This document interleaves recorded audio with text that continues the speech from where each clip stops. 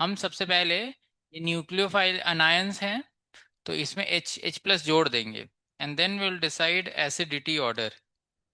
Acidity order H plus जोड़ के देखेंगे। तो इनमें सबसे ज़्यादा एसिडिक कौन होगा जब H प्लस जुड़ेगा उसके बाद? नहीं, सबसे ज़्यादा ये होगा। क्यों? क्योंकि अच्छा बता, इसमें सबसे ज़्यादा स्टेबल अनायन कौन सा है? सबसे ज़्यादा स्टेबल ये है, क्यों? क्योंकि इसका नेगेटिव चार्ज कितने ऑक्सीजन पे डिलोकलाइज हो रहा है? हाँ, तीन। एक, दो, तीन, तीनों पे रेजोनेंस करेगा, समझ गए? अच्छा, इसका नेगेटिव चार्ज कितने ऑक्सीजन पे डिलोकलाइज हो रहा है? दो पे हो रहा है। फेनॉक्साइड आयन में O का नेगेटिव एक ही ऑक्सीजन पे हो रहा है, बाकी कार्बन पे हो रहा है। तो क्वालिटी ऑफ रेजोनेंस इसका ज़्यादा है, हमने डिस्कस किया था। या उसमें कोई रेजोनेंस नहीं है। और अच्छा, एक सेकेंड, OH माइनस को पहले लिख देते हैं, ऑर्डर में ही आ जाएगा। OH minus C2H5 O minus. अच्छा, इन दोनों में कौन ज़्यादा स्टेबल है? ये C2H5 तो अपना प्लस आई करेगा, तो O के ऊपर का नेगेटिव चार्ज बढ़ जाएगा, तो स्टेबिलिटी कम हो जाएगी। Is clear? हाँ। सो इन सारे अनायंस में ये सबसे ज़्यादा स्टेबल है, मतलब इसका वाला जो एसिड होगा वो ज़्यादा एसिडिक होगा। तो एसिडिटी ऑर्डर हम देखेंगे, तो ये सब आगे आएगा अभी एसिडिटी ऑर्डर में। सो एसिडिटी ऑर्डर सबसे ज़्यादा ये होगा। उसके बाद हमारा कार्बोक्सिलिक एसिड है, then we have phenol, H2O है, और फिर C2H5OH है, इथेनॉल है। ठीक है, it like this, correct? So this is the acidity order. Now will give basicity order. Basicity order of conjugate base.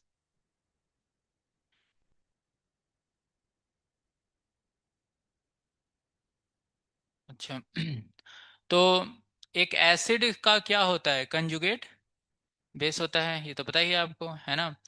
सो जो स्ट्रॉन्ग एसिड होगा उसका कंजुगेट बेस क्या होगा? वीक होगा।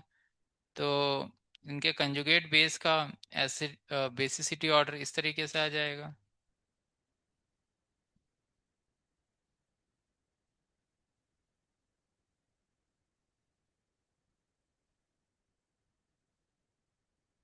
ठीक है, so basicity order of conjugate will be, base will be like this. Okay, and then फिर आता है nucleophilicity order.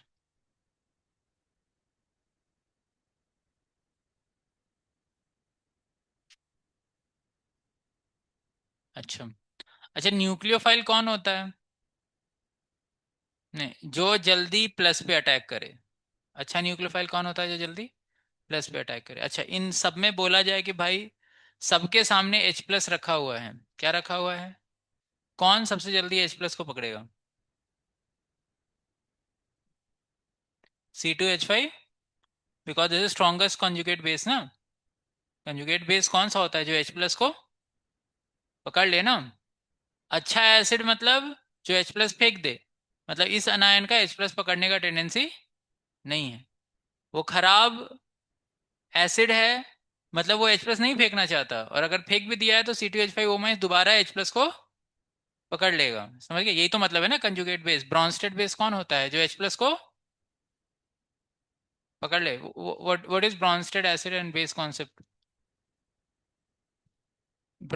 Arrhenius acid base क्या होता है?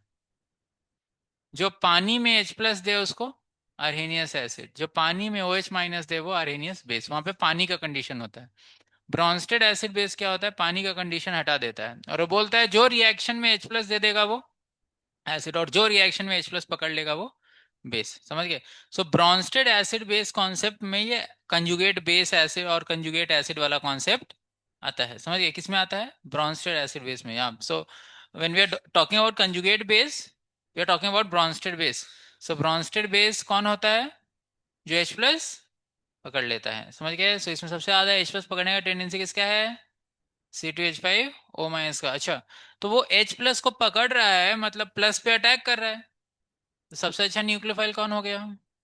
C2H5O- हो गया। ठीक है, yeah so this is general concept how to determine the nucleophilicity order. जो सबसे स्ट्रॉन्ग कंजुगेट बेस होगा वो अच्छा न्यूक्लियोफाइल होगा। समझ गए? सो यहाँ पे भी सेम ऑर्डर आएगा, same order.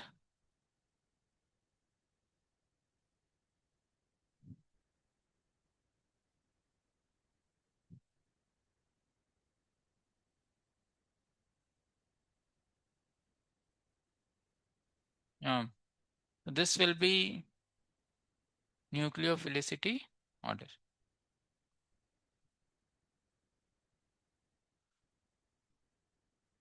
So we'll write here case 1. This is case 1. This is general concept. In general, nucleophilicity is directly proportional to basicity order. ठीक है, जितना स्ट्रॉन्ग कंजुगेट बेस होगा उतना अच्छा न्यूक्लियोफाइल होगा. क्लियर है सभी को? गुड. अच्छा, तो मैं आपको एक और क्वेश्चन देता हूँ, आप इसमें मेरे को अरेंज करके बताना. So this was example 1. Let us take example 2.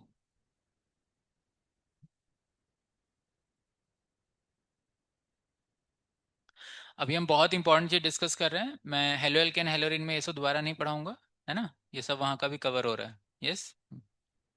Example 2.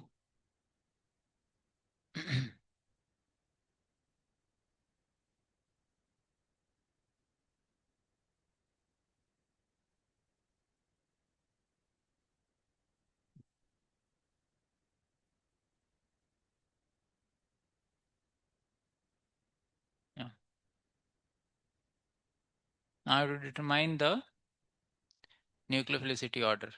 So what will be nucleophilicity order? So first we'll take acidity order. तो H plus लगा देंगे.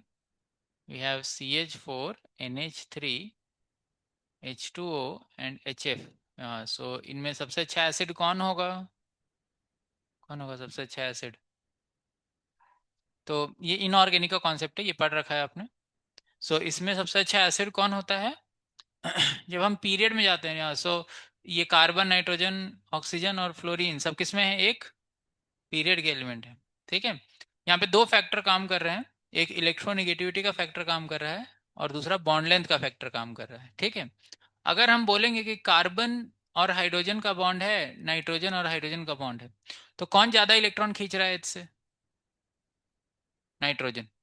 तो H प्लस फेंकने का टेंडेंसी नाइट्रोजन का ज्यादा होगा ना.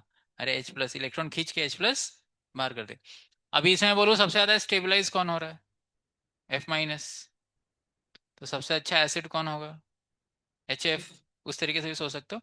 But in organic chemistry how we deal, organic chemistry में वो सब लगाना, इनऑर्गेनिक में ऐसे चलती है बात. इनऑर्गेनिक केमिस्ट्री में आपको क्या करना है? अच्छा, एक फैक्टर हो electronegativity difference. So the highest electronegativity difference is between H and F. So according to that electronegativity concept, HF should be the best acid. Correct? Okay. If we talk about bond length, so CH, NH, OH और HF, इनमें सबसे बड़ा bond length किसका होगा? CH का होगा, क्योंकि left to right जा रहे हैं तो साइज कम होता जाता है. तो कार्बन से छोटा है कौन? नाइट्रोजन. नाइट्रोजन से छोटा ऑक्सीजन. ऑक्सीजन से छोटा फ्लोरीन. तो फ्लोरीन बहुत छोटा है, हाइड्रोजन तो सब में सेम है. तो बॉन्ड लेंथ सबसे छोटा यहाँ आएगा और सबसे बड़ा यहाँ आएगा. सबको समझ में आया ये? यहाँ. सो बॉन्ड लेंथ के हिसाब से अगर देखें तो किस बॉन्ड को तोड़ना आसान है? CH. ठीक है, तो बॉन्ड लेंथ के हिसाब से देखेंगे तो सबसे अच्छा एसिड कौन होगा? CH. ठीक है, और इलेक्ट्रोनिगेटिविटी के हिसाब से देखेंगे तो HF. But in period electronegativity factor is more prominent than bond length. ठीक है, याद रखना है. In period in period electronegativity concept is more powerful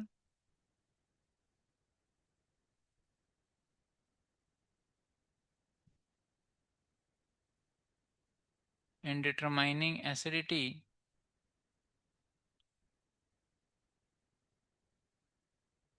than bond length. Yeah, so acidity is directly proportional to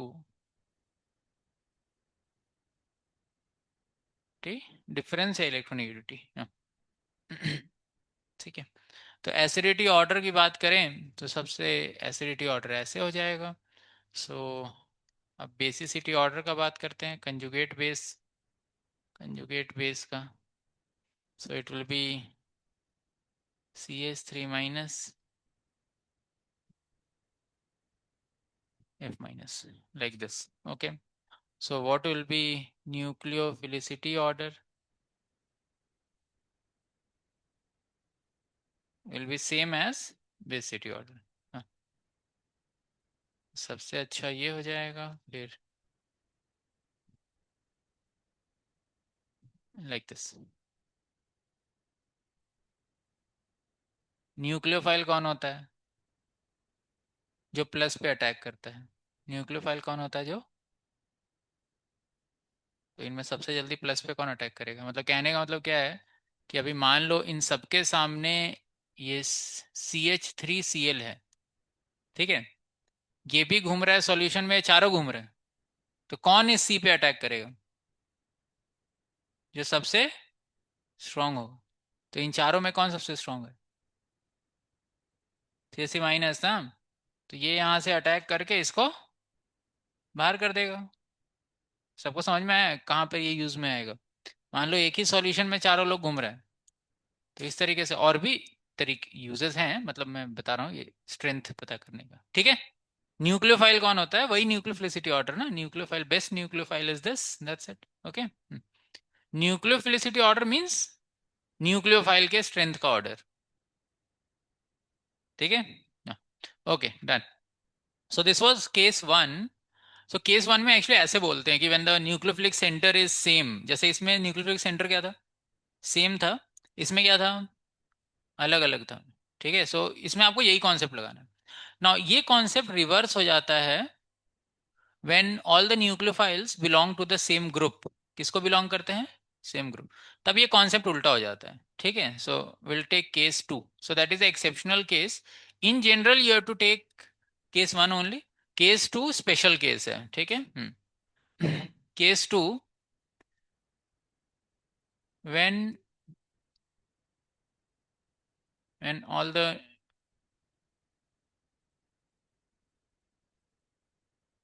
when the nucleophilic center belongs to same group,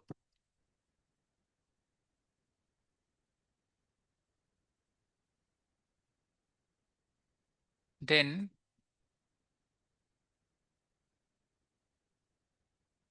nucleophilicity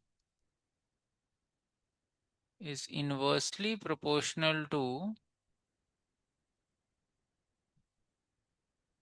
basicity order, ठीक है। सो nucleophilicity anti parallels basicity. सो ये बहुत ही important example है, F minus. इसमें और भी details हैं, वो डिटेल्स मैं आपको हेलोल्केन हेलोरिन में बताऊंगा। अभी के लिए इतना चलो, एनसीईआरटी खैर इतने पे ही काम करती है। यही आएगा F minus Cl minus Br minus I minus. So first will get acidity order. So which one will be best acid?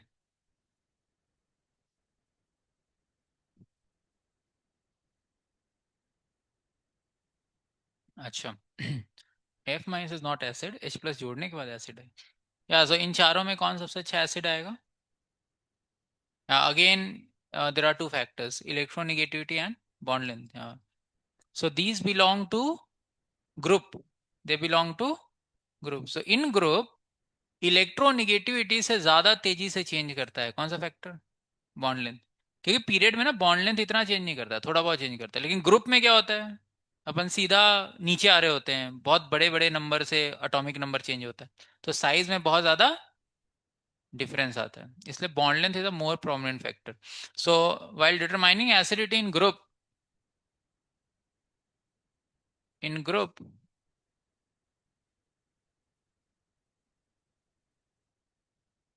bond length is more prominent factor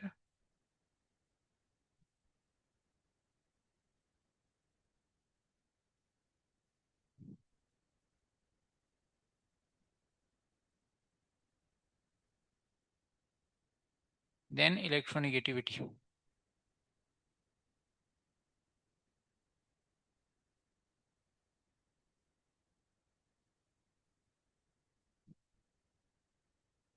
so acidity order is directly proportional to bond length. अगर सब बंदे जो compare किए जा रहे हैं वो same group वाले हैं, so bond length will be more prominent factor. So इसमें इलेक्ट्रोनिगेटिविटी के हिसाब से देखोगे तो एच ज़्यादा एसिडिक, लेकिन बॉन्ड लेंथ के हिसाब से देखेंगे तो H I. So bond length is more powerful factor है। So basicity order F minus, Cl minus, Br minus and I minus. Then we have nucleophilicity order. ठीक है, सो न्यूक्लियोफिलिसिटी ऑर्डर क्या लिखा है, एंटी पैरेलल बेसिसिटी ऑर्डर। तो best nucleophile कौन हो जाएगा, आई माइनस। अभी खाली लिख के रखो, एक्चुअली इसमें काफ़ी डिटेल्स हैं। ठीक है, मैं डिटेल भी आपको लिखवा देता हूँ। एक्चुअली ये वाला जो ऑर्डर है ना, ये काम करता है polar protic solvent and non polar solvent या लेस पोलर सॉल्वेंट में। ठीक है, पीपीएस इन पोलर प्रोटिक सॉल्वेंट अभी सीखने वाले हैं, and NPS non polar solvent में एक्चुअली ऑर्डर इज दिस, सिर्फ हेलोजन वाला। ठीक है, ये याद रखना, जो सेम ग्रुप वाला बोल सकते हो, सेम ग्रुप वाला जो केस आता है उसमें यही ऑर्डर होता है। लेकिन अगर हम पोलर ए प्रोटिक सॉल्वेंट में बात करते हैं, किसमें, पोलर ए प्रोटिक सॉल्वेंट, अभी ये सबके फुल फॉर्म आएंगे अभी पढ़ने वाले, उसमें यही ऑर्डर होता है, F minus, C L minus, B R minus और आई माइन। क्योंकि देखो, जो जनरल कॉन्सेप्ट है, जनरल कॉन्सेप्ट जो अभी केस वन में पढ़ा, उसके हिसाब से सबसे अच्छा न्यूक्लियोफाइल किसको होना चाहिए, एफ माइनस को ही होना चाहिए, क्योंकि वो वीक एसिड से आ रहा है ना, so strong conjugate base. So actual में वही होता है, तो वही ऑर्डर होता है पोलर। लेकिन ये पोलर प्रोटिक सॉल्वेंट और नॉन पोलर सॉल्वेंट्स में कुछ तो ऐसा होता है कि ये बन जाते हैं। वो क्यों होता है मैं आपको एक्सप्लेन करूंगा। ठीक है, नहीं तो बता ही देता हूँ मैं देखो, खैर ये आपको इतना करने की जरूरत नहीं है, एनसीईआरटी जो है इसको डिस्कस नहीं करती, एनसीईआरटी खाली डायरेक्ट देती है ये वाला ऑर्डर। सबको समझ में आ गया। सो एनसीईआरटी ये सॉल्वेंट पे डिसाइड करके नहीं देती, क्योंकि ज्यादातर ज्यादातर केसेस में क्या होता है, पीपीएस और एनपीएस ही रहता है एनसीईआरटी के क्वेश्चंस में। एनसीईआरटी के किसी भी रिएक्शन में उसने पोलर ए प्रोटिक सॉल्वेंट का यूज नहीं किया है। एसीटोन जैसे पोलर ए प्रोटिक सॉल्वेंट है, ठीक है, acetone is a polar A protic solvent, या उसने किया भी है तो उसका डिस्कशन नहीं किया है उसने। समझ गए इतना डिटेल में जाके, जस्ट क्लियर। तो एनसीईआरटी सिर्फ एक ही ऑर्डर लेती है क्या, ये वाला। तो आपको नीट में क्वेश्चन आएगा, आप इस ऑर्डर पे ही टिक मार देना, एक बार जेई में आया भी हुआ है।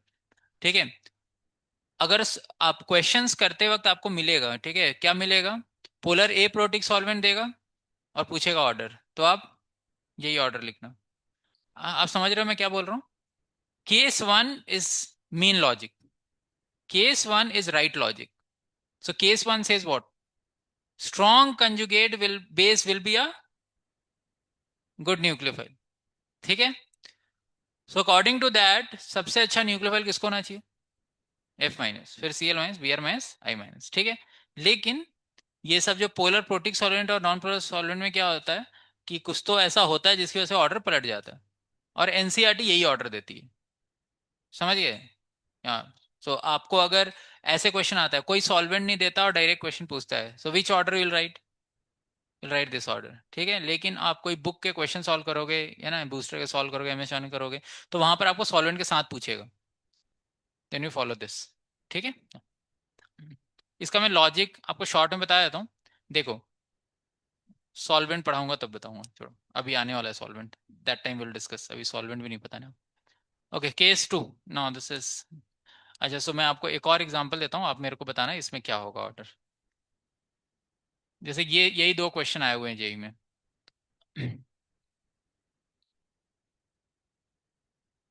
C2H5O minus and C2H5S minus, इन दोनों में कौन स्ट्रांग होगा। ऐसे ही हम लोग और भी बना सकते हैं, ये जेई में आया इससे बोल रहा हूँ। So which one will be a stronger nucleophile. Okay, stronger nucleophile कैसे हम लोग पता करेंगे, acidity order, so they belong to same group, O और S। सो C2H5OH एंड C2H5SH, दोनों में कौन अच्छा एसिड होगा, एस एच, हाँ, सो बेसिसिटी ऑर्डर यहाँ उल्टा हो जाएगा, C2H5 S माइनस। अच्छा, nucleophilicity order, so it goes to case one और case two, case two, so case two में क्या हो जाता है, उल्टा हो जाता है। सो C2H5O माइनस से बेटर न्यूक्लियोफाइल होगा कौन, C2H5S में। सबको समझ में आ गया अच्छे से, हाँ good,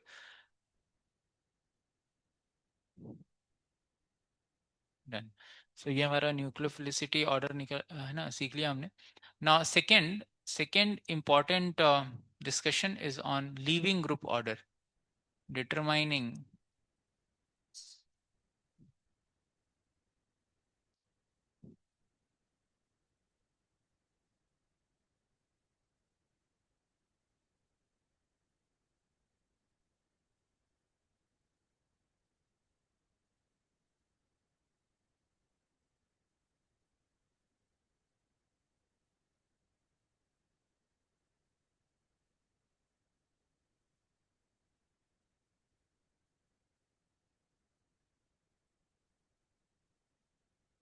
determining leaving group order, हाँ। सो नाउ लीविंग ग्रुप कौन होता है, ध्यान देखना, लीविंग ग्रुप ऑर्डर हम लोग को कई जगह मिलेगा अभी। अभी मान लो लिविंग ग्रुप का मतलब क्या है पहले वो समझते हैं, जैसे ऐसे है, ठीक है। अब यहाँ से न्यूक्लियोफाइल आया, प्लस और माइनस है, इस न्यूक्लियोफाइल ने इस पे अटैक किया, Cl माइनस निकल रहा है। न्यूक्लियोफाइल आया, पार्शियल पॉजिटिव पार्शियल नेगेटिव, है ना, इज मोर इलेक्ट्रोनेगेटिव, तो SN2 में कैंसम हो रहा है, अभी सीखेंगे हम आगे। तो दोनों में लिविंग ग्रुप कौन है, पहले वाले में लिविंग ग्रुप कौन है, Cl माइनस बन के निकल रहा है, और इसमें लिविंग ग्रुप कौन है, आई माइनस। अच्छा ठीक है, सो इसमें लिविंग ग्रुप है Cl माइनस, इसमें लिविंग ग्रुप है आई माइनस, ओके। ना अगर कोई पूछ दे हमसे कि भाई इन दोनों में किसकी स्पीड ज्यादा होगी, अच्छा, तो न्यूक्लियोफाइल दोनों केस में क्या है, सेम है। यहाँ पर भी सिचुएशन सेम ही है, but the only difference is Cl and iodine, तो उनकी वजह से ही रिएक्शन की स्पीड में डिफरेंस आएगा। सो द डिफरेंस इज कि आई माइनस जल्दी निकल जाता है, इसलिए वो जल्दी हो जाएगा, गॉट इट या। So now how will determine कि which one is a better leaving group, ठीक है, very simple to determine. Leaving group को क्या करना है, लीविंग ग्रुप को क्या करना है, किसको छोड़ करके जाना है, प्लस को, किसको छोड़ करके जाना है, प्लस को, क्योंकि यहां से जब आयोडीन निकलने वाला है तो क्या बन के निकलने वाला है, आई माइनस, और हर जगह वो नेगेटिव वाले ही निकलेंगे, समझ गए, तो उसको आई माइनस बन के निकलना है, ठीक है या।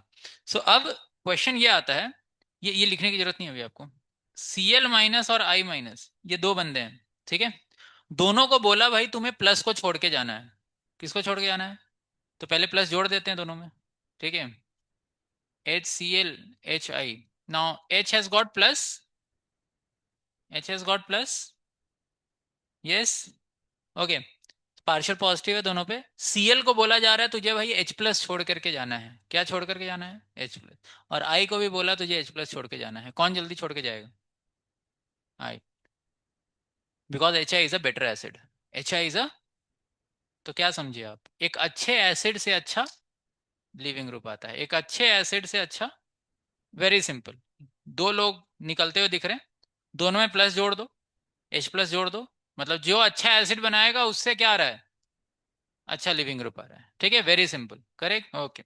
सो हम लोग यहाँ पे कॉन्सेप्ट लिखते हैं और आप मेरे को लिविंग ग्रुप ऑर्डर निकाल के बताना, okay.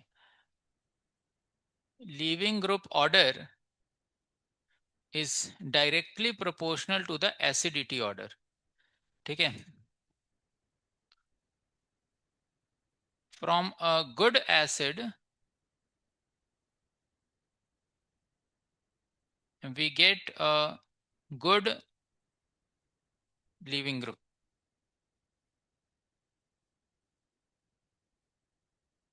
from a good acid we get good leaving group।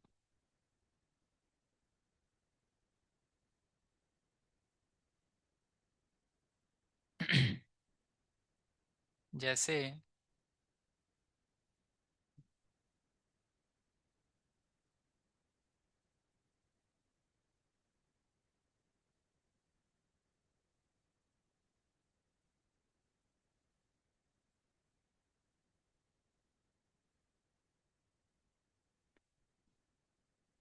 तो इसमें acidity order is like this.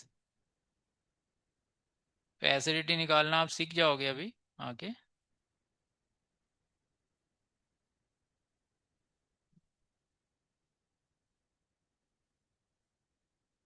या सो एसिडिटी ऑर्डर हमें पता रहेगा। सबसे अच्छा एसिड ये है, ये उसी ऑर्डर में लगा रखा है। So this is acidity order. So same acidity order will give us what, living group order, simple. ठीक है, तो सबसे अच्छा लिविंग ग्रुप इसी से आएगा। अब ये नहीं है लिविंग ग्रुप, इसका नेगेटिव वाला पार्ट लिविंग ग्रुप है, वो निकलेगा।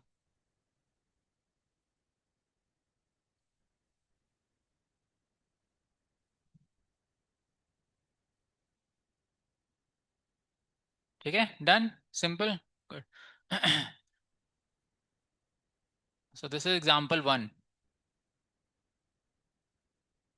Now suppose we are given like this: F minus Cl minus Br minus I minus. Okay, so tell me what is living group order? Example 3.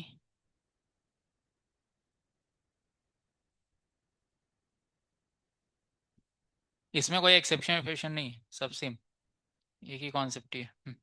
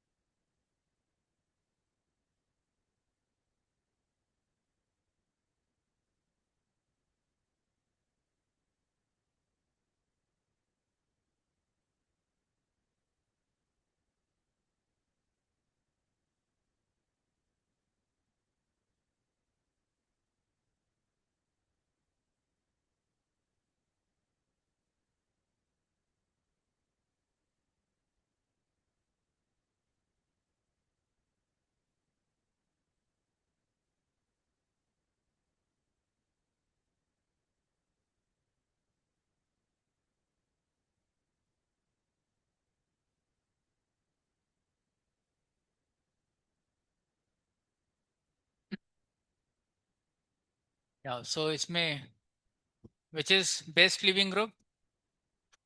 I minus.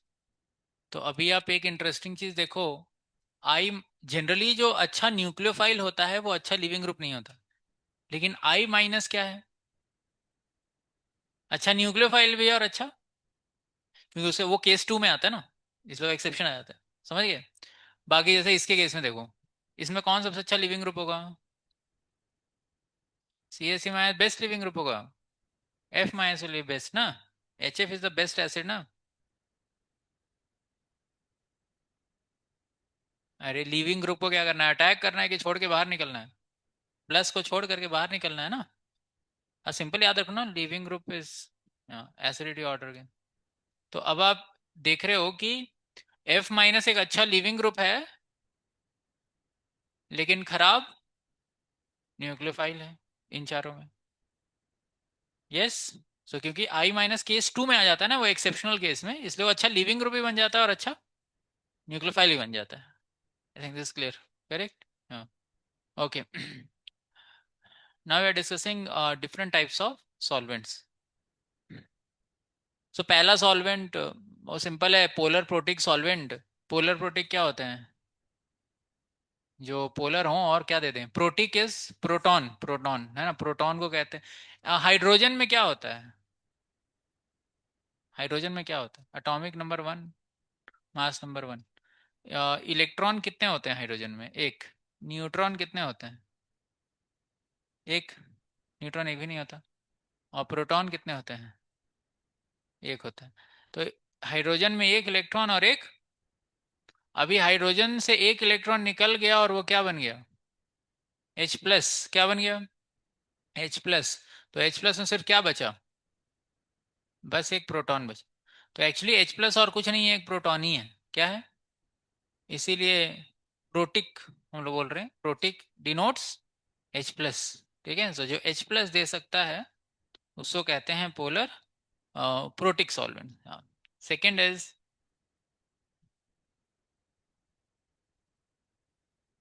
Non polar solvents और less polar.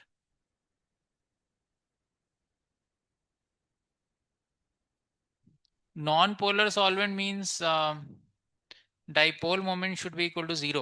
Less polar means dipole moment mu is very small। ठीक है, इस तरीके से। सो ये solvents कहाँ देखने को मिलेंगे अपने को, जैसे एक CCl4 दिखेगा, कार्बन डाइसल्फाइड दिखेगा। ठीक है, एनसीईआरटी में ये सब नॉन पोलर में CCl4, CH2 नॉन पोलर वाले, और कौन दिखेंगे, benzene is also non polar, toluene, toluene less polar में आ जाएगा। अच्छा ठीक है, सो ये लोग नॉन पोलर हो गए, पूरे नॉन पोलर। और लेस पोलर में दिखेगा CHCl3, इसका डाइपोल मोमेंट काफ़ी कम है। ठीक है, टोलुइन हो गया, इसका भी थोड़ा सा आएगा डाइपोल मोमेंट, लेकिन बहुत ही कम आएगा, एक्सेट्रा। अब स्पेशल सॉल्वेंट होता है तीसरा वाला, polar A protic solvent. So discuss that.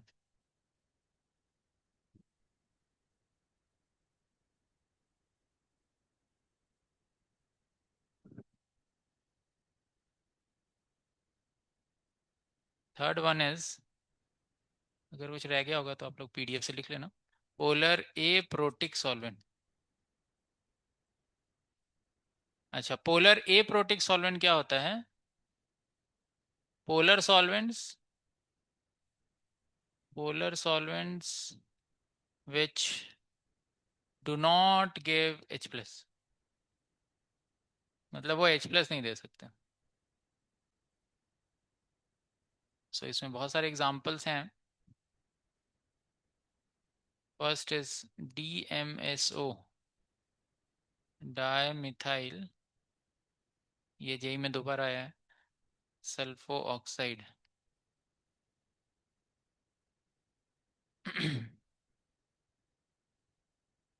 अब इन लोगों का क्या स्पेशलिटी होता है वो भी देखेंगे।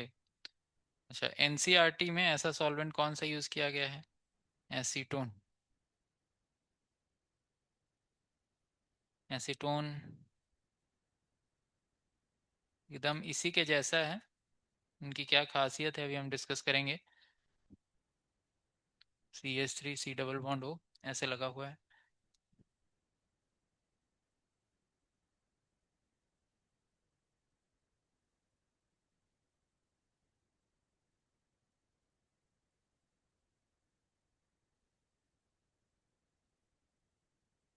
Dimethyl formamide.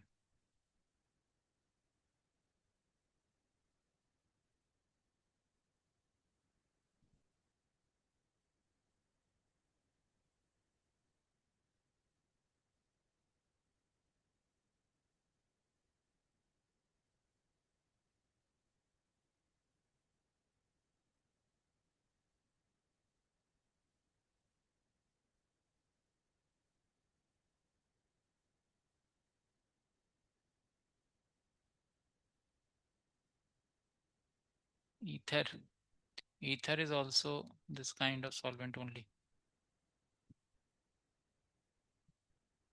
अरे पोलर ए प्रोटिक सॉल्वेंट में आ गए।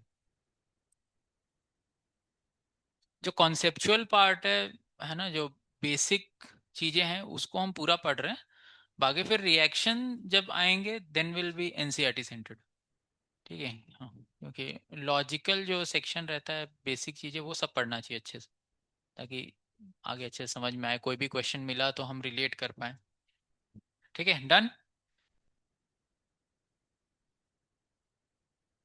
What is special about this solvent? तो देखो मैंने आपको एक चीज लिखाया था अभी, वो F-Cl-Br-I- वाला, ठीक है, उसी से इसका इंपॉर्टेंस समझ में आएगा आपको। तो वो चारों को क्या लिखाया था कि वही वो ऑर्डर केस वन को वो लोग फॉलो करेंगे किसमें, पोलर ए प्रोटिक में। और केस टू में जो एक्सेप्शनल चीज सिखाया मैंने उसको फॉलो करेंगे वो लोग किसमें, पीपीएस और एनपीएस में। लिखा है ना अभी, F-Cl-Br-I-, वो वाला। नॉर्मली अगर देखें तो क्या होना चाहिए था, F- सबसे ज्यादा, फिर उससे कम Cl-, फिर Br- और फिर I-। तो वो चीज हो रही है, लेकिन किस में हो रही है, पोलर ए प्रोटीन में हो रही है, ठीक है, डन। सो नाउ अब मैं आपको एक्सप्लेन करता हूँ कि वो ऐसा क्यों होता है, ठीक है। उसका एक क्वेश्चन भी मिलेगा आपको बूस्टर में, MS शॉन में भी उसका क्वेश्चन है ना। देखो ध्यान से देखना सभी लोग। अब अगर नॉर्मली देखा जाए तो मेरे से कोई पूछ सकता है कि सर ऐसा एक्सेप्शन क्यों आया, ठीक है। Ideally case one is a proper logic, case one is a proper logic बोलता है कि जो स्ट्रॉन्ग कंजुगेट बेस होगा, मतलब H प्लस पकड़ने का टेंडेंसी उसका ज्यादा होगा, तो प्लस पे अटैक करने का टेंडेंसी ज्यादा होगा, है ना। H प्लस पे अटैक करना है मतलब प्लस पे अटैक करना है, हाँ। So the best best nucleophile should be F-, correct. लेकिन उल्टा क्यों हो गया, केस टू एक्सेप्शन क्यों आ गया? तो एक्चुअल में देखा जाए ना तो F- ही स्ट्रांग होता है। कौन स्ट्रांग होता है, F- ही। लेकिन पोलर प्रोटिक सॉल्वेंट में क्या होता है, जैसे भी F- देखना है, अभी मान लो अपने को रिएक्शन कराना है, RX का रिएक्शन कराना है F- से, तो हम F- थोड़ा डालेंगे, हम क्या डालेंगे, NaF डालेंगे। अभी F- अकेला थोड़ा आयन थोड़ा डालेंगे, कोई सॉल्ट डालेंगे ना। सबको लॉजिक समझ में आया क्या? अच्छा, तो अब हमने NaF को डाला, ठीक है, NaF सॉल्यूशन में डाला, अब क्या होगा, अच्छा न्यूक्लियोफाइल कौन होता है, जो प्लस को जल्दी अटैक करे। तो अभी नॉर्मल नॉर्मल जो केस वन के हिसाब से होना चाहिए, अभी हम देख रहे हैं कि एक्सेप्शन क्यों आएगा, है ना। ये होना चाहिए नॉर्मल, ये होना चाहिए, but there is a exception, correct, in case two I told you when it belongs to same group. Okay, let us try to understand. NaF में क्या होता है कि हमने F- नहीं डाला, NaF डाला, तो NaF जो है Na प्लस और F-,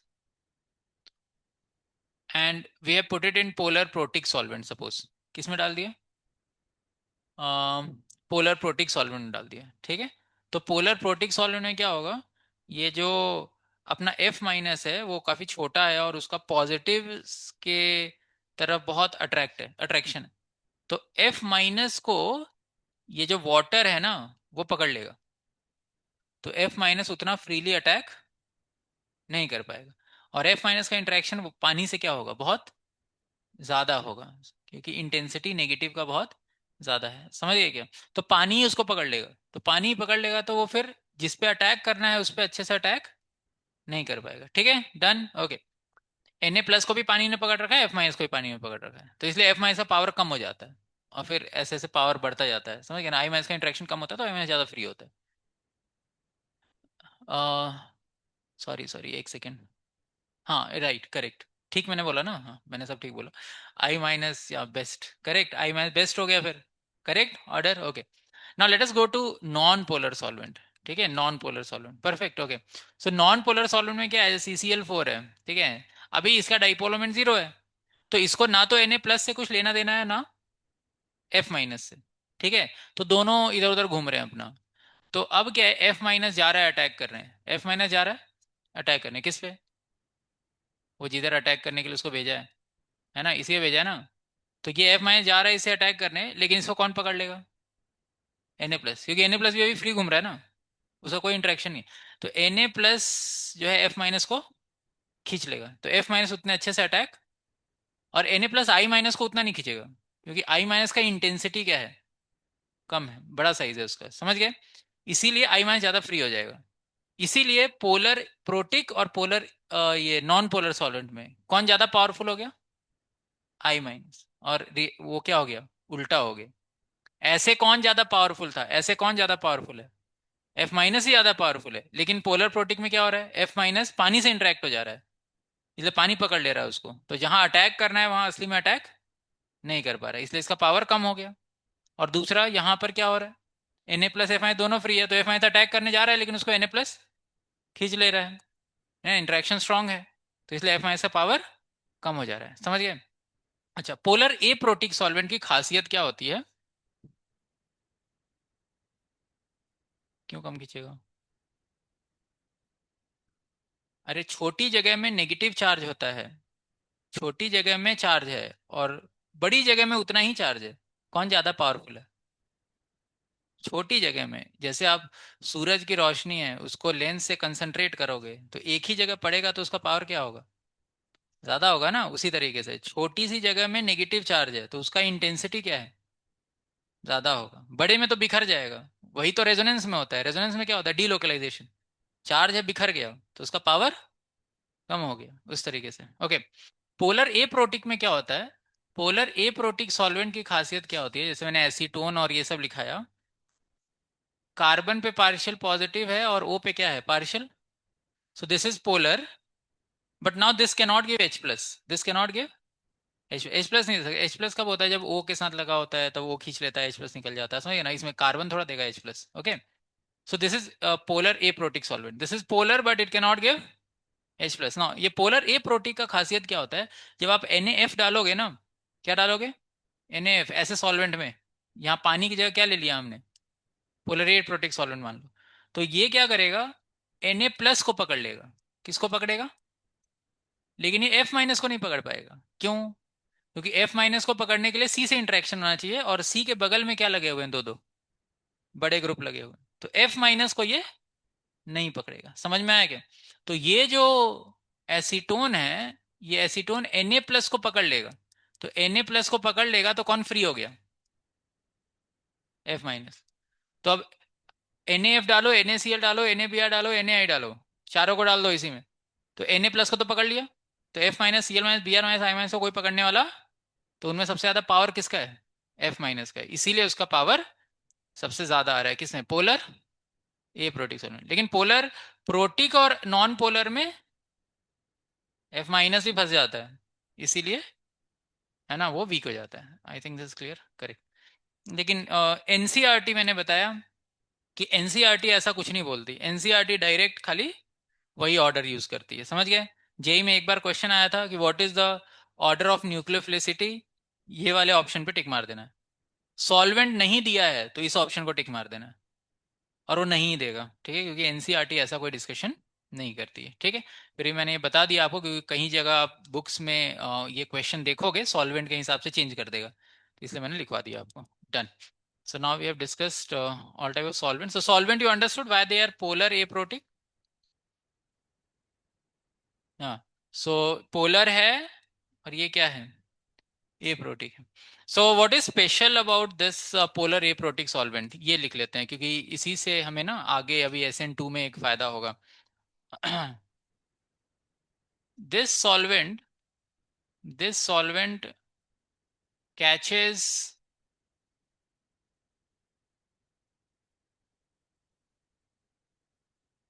catches cationic part like Na plus and freeze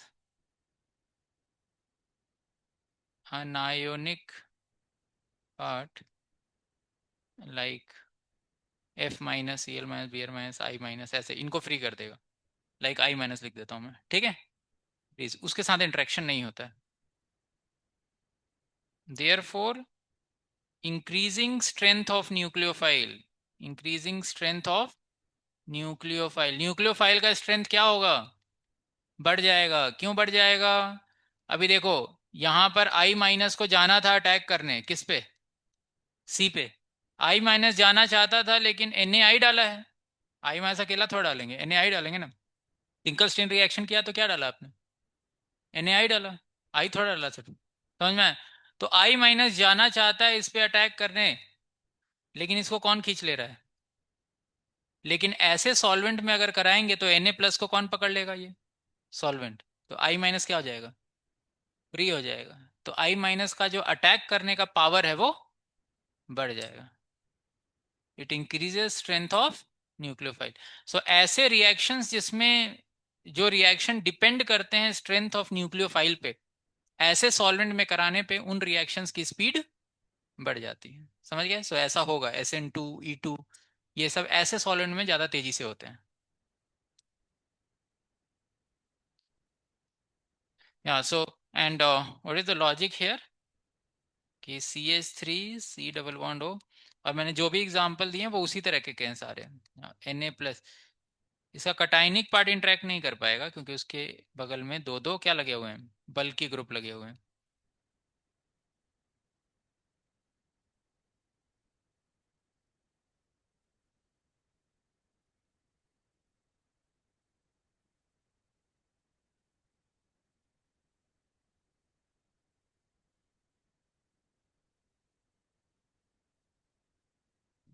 हाँ, सो आपने देखोगे मैंने जो जो एग्जांपल दिए हैं सब में यही खासियत है। ये एग्जांपल देखो, एक बार वापस आएंगे। इसमें देखो C डबल बॉन्ड O वैसा ही है, इसमें क्या है, C double bond O as a bulkier group, एक ही साइड है। इसमें क्या है, C डबल बॉन्ड O दोनों साइड बल्कि ग्रुप है। आ रहा है समझ में? हाँ, O है, O पे माइनस है, और फिर क्या है, बल्कि ग्रुप है, तो O माइनस Na+ को पकड़ लेगा चारों तरफ से। लेकिन वो पॉजिटिव पार्ट इंटरेक्ट, इसका है ना, पार्शियल पॉजिटिव नेगेटिव से इंटरेक्ट नहीं कर पाएगा। सो ईथर भी इसी में आता है। Okay, so we have discuss 3 points. क्या क्या डिस्कस किया हमने? How determine strength of nucleophile, दूसरा लीविंग ग्रुप ऑर्डर, तीसरा डिफरेंट टाइप ऑफ सॉल्वेंट्स। इन्हीं 3 सॉल्वेंट में कोई भी रिएक्शन कराया जाएगा, ठीक है, done. So now we understand, so now we can move to mechanism, reaction mechanisms. So 3 point लिखे हमने, 3 point. I will go to fourth point, so we'll discuss nucleophilic substitution, nucleophilic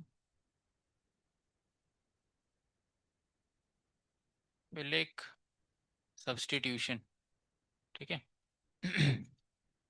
सो इसमें we are discussing A,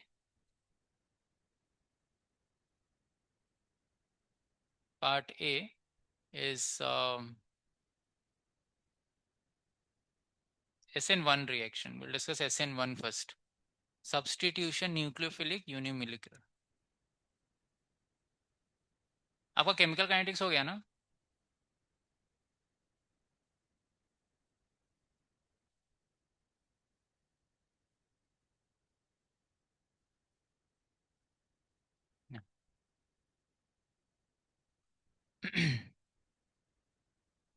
So SN1 reaction we'll discuss mainly in case of haloalkanes. So we are discussing haloalkanes के respect में, haloalkane के respect में SN1 discuss कर रहे हैं, ठीक है। और भी लोग हैं जो कर सकते हैं SN1, but we are discussing it with respect to haloalkanes, okay, क्योंकि हमें यही आने वाला है। तो ये कैसे होता है पहले समझेंगे, इसके रिएक्शंस, इसका रिएक्शन मैकेनिज्म समझेंगे, and then will write its features, characteristics.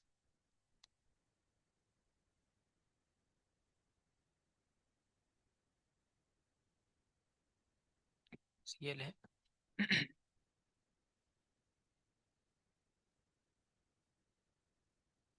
Okay, so we are giving here NaOH and water, ठीक है। हमने डाल दिया इसके अंदर, क्या डाला है, NaOH और वाटर, ठीक है। Now water here is acting as solvent, polar protic solvent, ठीक है। एंड NaOH वो रिएजेंट है जिससे इसको रिएक्शन करना है, ठीक है। So this is substrate and this is attacking reagent. Attacking reagent NaOH में OH माइनस होगा, अभी देखेंगे हम। सो हेलो एल्केन का क्या खासियत है, ये हेलो एल्केन चैप्टर में अभी हम डिस्कस करने वाले हैं कि ये फंक्शनल ग्रुप्स क्या होता है जिसकी वजह से उसके केमिकल और फिजिकल प्रॉपर्टी डिटरमाइन होती है। तो C और Cl में क्या स्पेशल है, carbon has partial positive and Cl has partial negative, correct, okay. Now कभी भी दो लोग कब रिएक्ट करते हैं, when two compounds will react, when one is electrophile and other is nucleo, तभी रिएक्शन हो सकता है, ठीक है, तभी रिएक्शन हो सकता है। किसी को प्लस चाहिए, किसी को माइनस चाहिए, गॉट इट, ओके।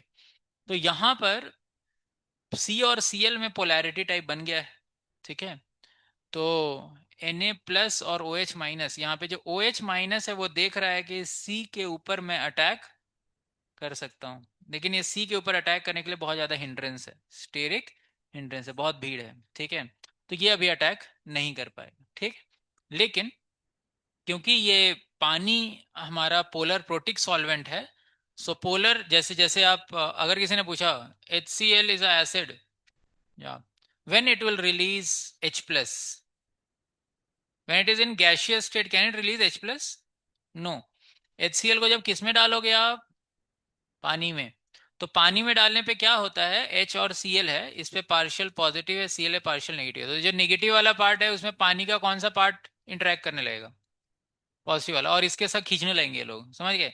और पानी का जो O वाला है वो H O खींचने लगेगा, इसीलिए ये बॉन्ड टूट जाएगा और H+ और Cl- बन जाएगा, समझ गए। सो HCl will give H+ only in water, so it will show it's acidic nature in water. H+ ऐसे नहीं देगा, हाँ कोई और रिएक्शन करने आ रहा है तो उसे कर सकता है वो। Point is this. Okay, so now we have put it in H2O. So this compound, if it wants to ionize, it can ionize. Ionization हो सकता है इसका. Got it? So now so SN1 reaction takes place in two steps, है ना, पता ही आपको. Step 1 is formation of carbocation. Formation of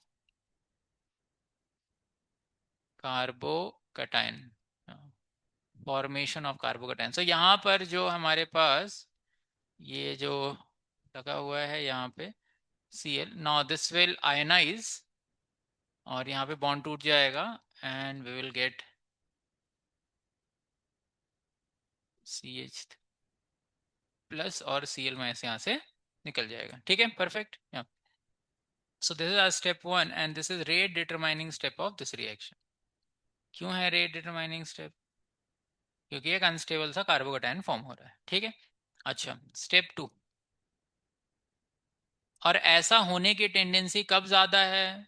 जब कैसा सॉल्वेंट है? Polar protic. पोलर प्रोटिक्स में आयनाइजेशन ज्यादा होता है, सो SN1 is favoured in polar protic solvent. ये सब हम लास्ट में लिखेंगे। Now step 2 is attack of nucleophile on carbocation. अभी इसमें क्या है, ये कार्बोकेटायन है यहाँ पर। अच्छा, ये कार्बोकेटायन क्या हाइब्रिडाइजेशन है कार्बोकेटायन का? What is the hybridization? sp2। So is it planar?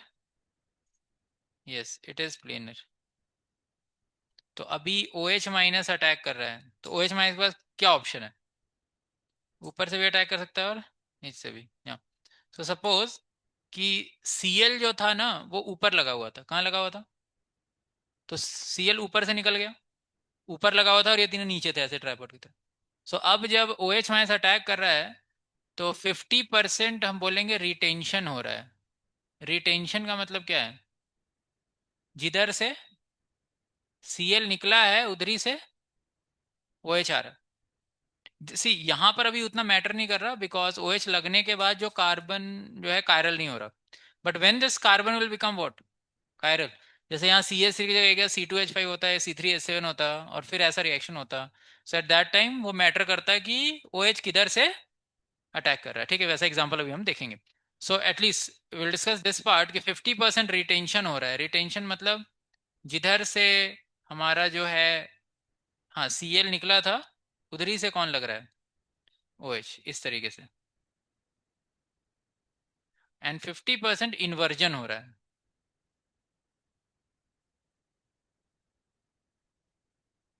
Inversion. Inversion मतलब उल्टा। ये OH नीचे लगा देते हैं और CH3 को ऊपर कर देते हैं, ऐसा कुछ। Yes, okay.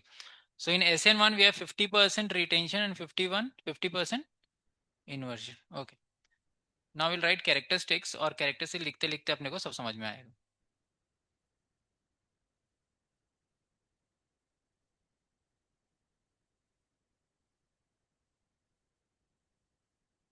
And this step is fast step. इसमें रेसमिक मिक्सचर बनेगा, वो सब डिटेल्स अभी इस पॉइंट में कवर करेंगे। ये here will get racemic mixture. Is this compound optically active? No. Is this compound optically active? No. Both are same or different? These two are same or different? These two are same. Why? क्योंकि इस carbon से यही वही लगा है, ये लगाया है ना, दोनों तो सेम ही है ना, मिरर इमेज जैसा सेम ही आएगा, correct. First SN1, it is a two-step process. Yeah, so it is a two-step process, correct. Now, how will write rate of reaction? Rate of reaction, from which step we write rate of reaction? Rate determining step. तो इसमें दो लोग हैं, RX और OH minus, है ना, लेकिन rate of reaction सिर्फ किसके कंसंट्रेशन पे डिपेंडेंट है? RX. So what is the order of reaction? Order of reaction will be equal to 1. Now what about molecularity? आपने kinetics पढ़ा. Now what about molecularity of the reaction? Is it a complex reaction or elementary reaction? किस reaction को complex कहते हैं? जो एक से ज्यादा स्टेप में होता है. So this is a complex reaction, it is taking place in more than one step. इसका ग्राफ आप भी देखेंगे अभी. Okay, so rate of reaction is equal to K into R X. यहाँ पे न्यूक्लियोफाइल का रोल नहीं है, ठीक है, क्योंकि न्यूक्लियोफाइल किस स्टेप में आ रहा है? पास स्टेप में. रिएक्शन की स्पीड में सिर्फ कौन कंट्रोल कर रहा है? Slow step. सो इसमें सिर्फ किसका रोल है? R X. O H minus तो आया नहीं ना, ओ एच माइनस तो सेकेंड स्टेप में आ रहा है, करेक्ट. तो यहाँ पे न्यूक्लियोफाइल का स्ट्रेंथ बढ़ा के कोई फायदा नहीं है, या न्यूक्लियोफाइल का कंसंट्रेशन बढ़ा के भी कोई फायदा नहीं है. किसका कंसंट्रेशन बढ़ा के फायदा है? आर एक्स का, ठीक है. So rate of reaction is only depend upon concentration R X. Now what about molecularity of the reaction? What will be molecularity? So what do you mean by molecularity? Number of atoms, molecules, ions colliding simultaneously to bring about a chemical change. Yeah. So can we define molecularity for a complex reaction? No, we cannot define. Why? क्योंकि वो elementary के लिए define होगा. Okay. Can you define rate of reaction for a complex reaction? Can you define rate of reaction for a complex reaction? Yes. Why?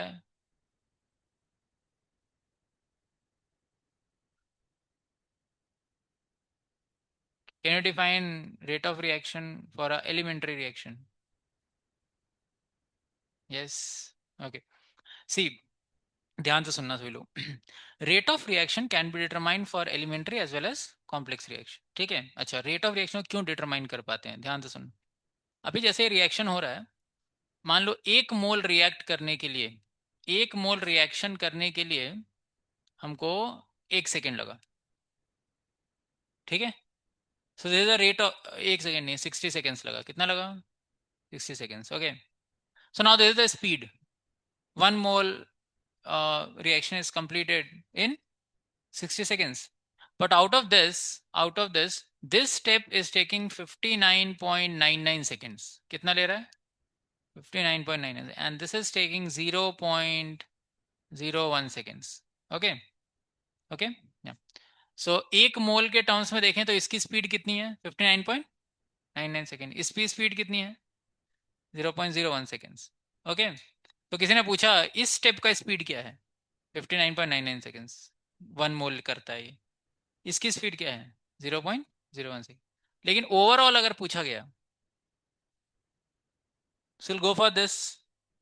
59.99 seconds is close to 60 seconds.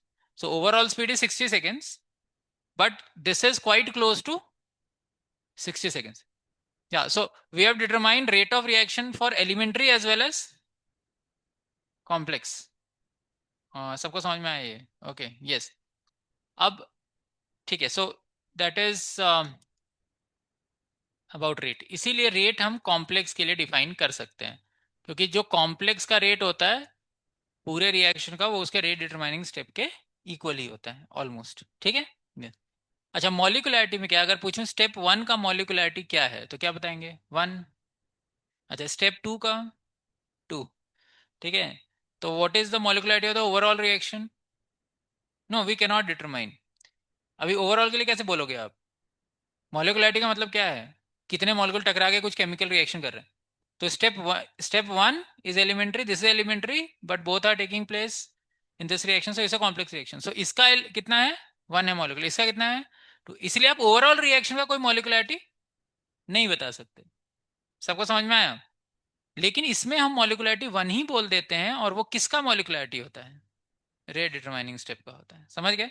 सो असली में complex reaction का नहीं बता सकते आप, लेकिन वो जो 1 मॉलिकुलरिटी बताया गया है वो स्लो स्टेप का बताया गया है। ठीक है, हाँ। So molecularity we take it to be 1, इसीलिए तो इसका नाम है SN1। 1 is unimolecular. ठीक है। Third, rate of reaction, rate of reaction is directly proportional, okay, is directly proportional to stability of carbocation, क्योंकि ये हमारा रेट डिटरमाइनिंग स्टेप है। कार्बोकैटायन की स्टेबिलिटी जितनी ज्यादा होगी उतनी जल्दी ये स्टेप होगा। कार्बोकैटायन स्टेबल नहीं होगा तो कैसे होगा? ठीक है, yes.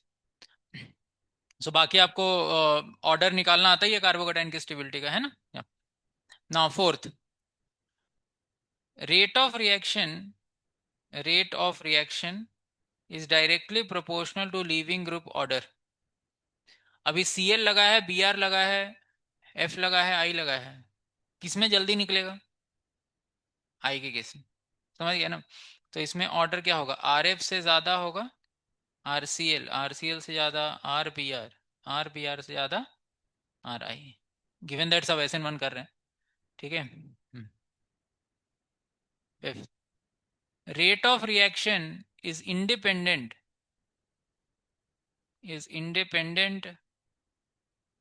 of concentration and strength of किसका, न्यूक्लियोफाइल। रिएक्शन की स्पीड न्यूक्लियोफाइल के कंसंट्रेशन और स्ट्रेंथ पे डिपेंडेंट नहीं है, क्योंकि न्यूक्लियोफाइल की एंट्री किस स्टेप में होती है, वो तो ऑलरेडी फास्ट है। ठीक है, और अगर न्यूक्लियोफाइल थोड़ा स्ट्रॉन्ग कर भी दिया तो स्पीड में ज़्यादा कुछ फर्क आएगा नहीं है, वो ऑलरेडी फास्ट हो रहा है। Got it? इसीलिए है ना, हमारे इसमें न्यूक्लियोफाइल का कोई रोल नहीं है। ठीक है, हाँ। ठीक है, हम लोग इसके आगे कल लिखेंगे पॉइंट्स, अभी और भी 5-6 पॉइंट्स बाकी हैं, सो विल डिस्कस टुमारो, है ना? रेसमिक मिक्सचर और ये सब काफ़ी कुछ डिस्कस करना बाकी है। तो आप लोग इतना रिवाइज करके आना, और आप लोग अल्केन के क्वेश्चंस बना रहे होगे, है ना? So you can solve from that also, और जो एक और MS1 वाला बुक भेजा है उससे ही बना सकते हो आप, और नीट वाला है आपके पास उससे ही बना सकते हो। ठीक है।